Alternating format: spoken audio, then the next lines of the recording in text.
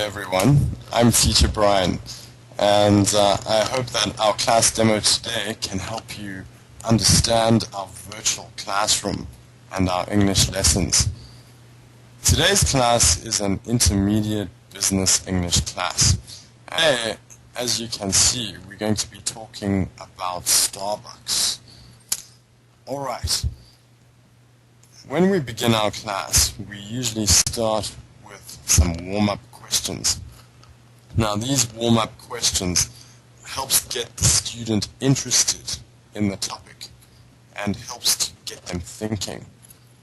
We also do this because we want to encourage our students to talk more during the class so they can improve their speaking skills better. So today I'm going to read the warm-up questions for you, and these warm-up questions can help you think about the topic. Okay, and you can try guess the answers. So the first question is, what is the big attraction of Starbucks? Okay, and you can think about that. Is it the coffee that makes people come back to Starbucks? Or is it the atmosphere? Or is it the people who go there? Or is it the price? Okay, so what's the big attraction of Starbucks? Second question is, in which way is Starbucks like McDonald's? And the last question, what new ideas has Starbucks introduced? Okay, let's look at what the CEO and the founder of Starbucks has to say about his business.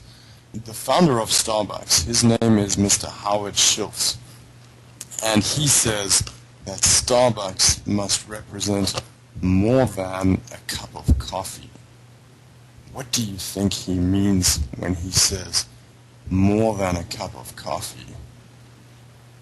Alright, we will discover the answers to these questions in our reading. Today, I'm going to read the story for you, but usually I ask the student to read the story. The student can practice their pronunciation, and I can check their pronunciation. Okay, let me begin. Why do so many people buy coffee at Starbucks?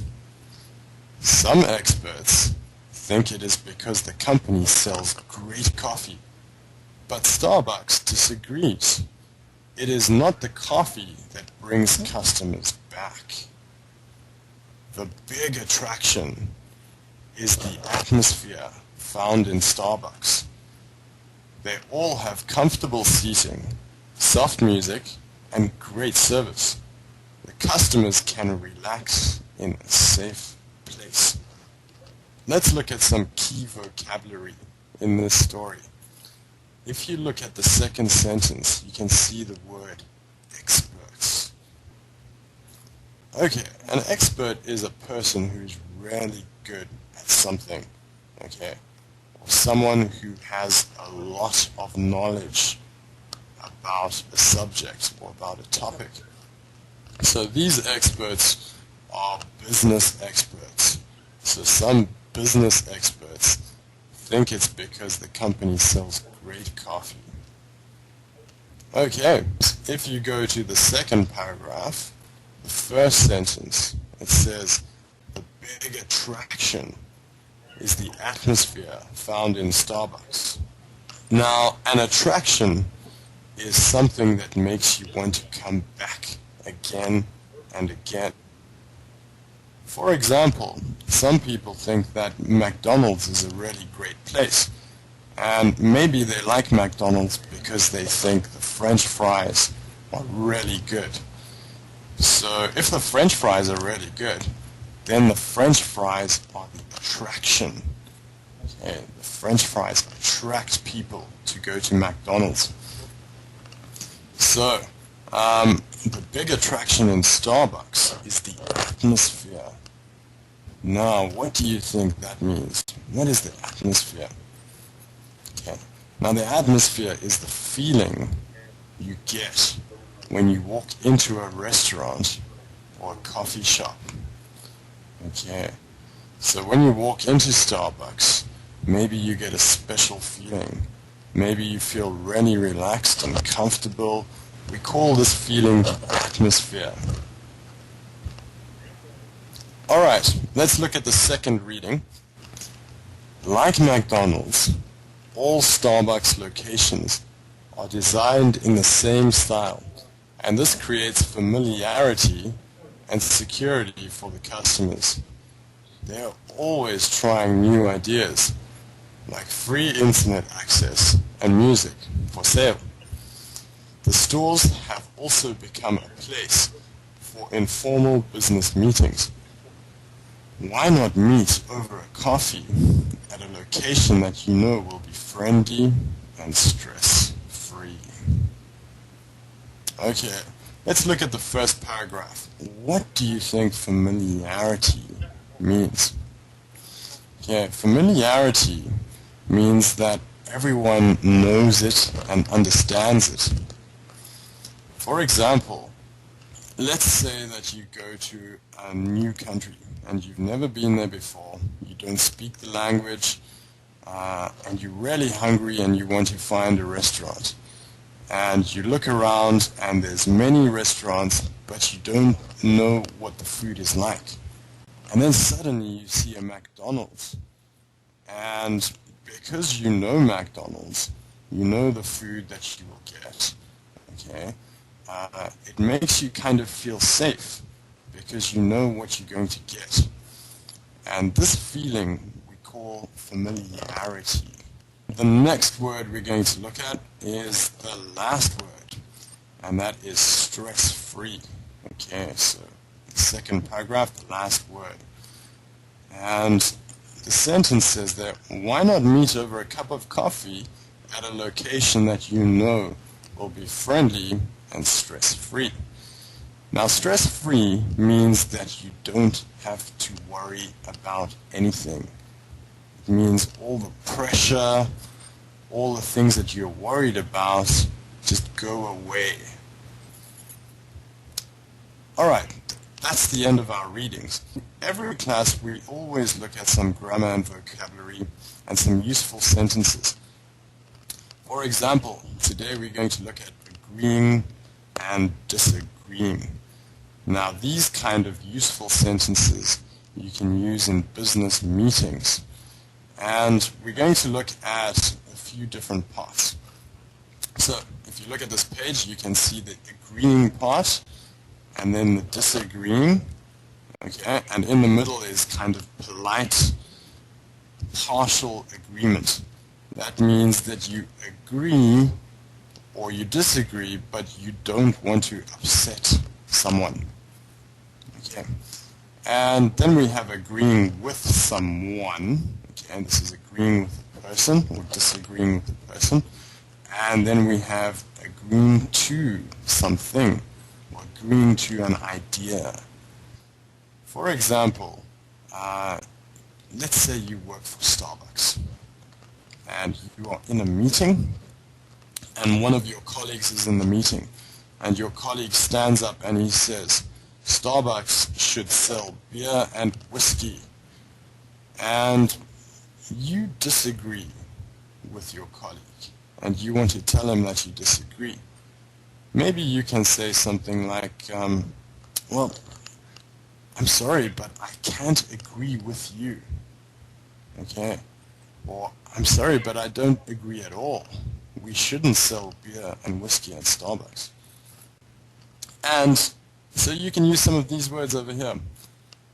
But if you want to be a little more polite, maybe you can use some of these sentences here in the middle. For example, your colleague says we should sell beer and whiskey, and you disagree, but you don't want to be too strong. Maybe you can say something like, well, you might be right, but I don't think that's a very good idea. Okay, so you're using one of these sentences over here. Alright, let's look at an agreeing situation. And let's say, for example, the boss in the meeting stands up and he says, everyone should get a bonus. Everyone should get a bigger bonus. and you agree with your boss and you think that's a great idea. So maybe you can use one of these sentences over here. For example, you can say, I totally agree with you.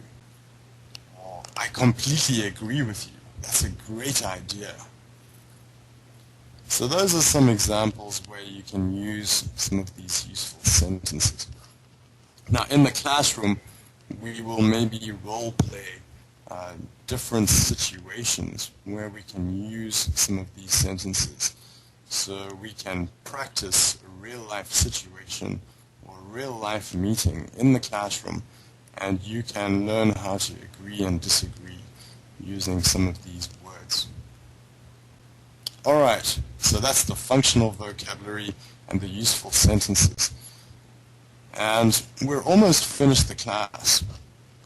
But before we finish, I'd like to look at some questions. And these questions maybe we can discuss during the class, or maybe you can think about when you go home. Maybe you can even talk to some of your friends about some of these things. And when you come back for the next class, we will review these questions and we will look at them again and maybe discuss them just to review what we learned in the previous class. So I'm going to just quickly read these questions for you, and you can think about them when you go home. So the first question is, how does culture, nationality, express disagreement in meetings? For example, in some countries, people will be very direct or very straightforward when they disagree. Maybe they will tell you immediately that they disagree with you, and maybe they will be very strong when they disagree with you. But maybe in some other countries, people will be very polite. Maybe they don't want to disagree. Or maybe if they disagree, they will disagree in a very polite way. Alright, so how does your culture express disagreement in meetings? And how important is it to disagree? The second question is kind of similar, and it says, do you think that hidden disagreement is wasting time, or is it polite? Okay, again, that's very similar to the first question. And then the last question you can think about is humor important in business meetings? Can you try to be funny in business meetings? Is it popular to use humor to maybe make the situation lighter and more comfortable for everyone? So those are some discussion questions you can think about when you go home. Now that's the end of our virtual class today. In a real class, you can download this file that I've uploaded. So you can download the PDF and you can take that with you and you can keep it with you and you can review the class that we did today and you will have everything there with you. So I hope that you enjoyed our virtual class today, and I certainly hope to see you soon at Best 101. So have a great day, and thank you very much for listening to me. Alright, bye-bye.